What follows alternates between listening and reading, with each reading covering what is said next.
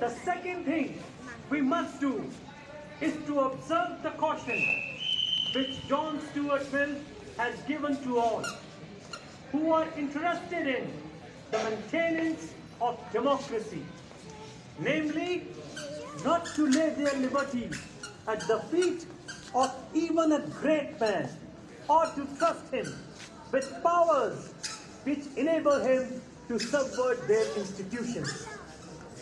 The third thing we must do is not to be content with mere political democracy. We must make our political democracy a social democracy as well. Political democracy cannot last unless there lies at the base of it social democracy. What does social democracy mean? It means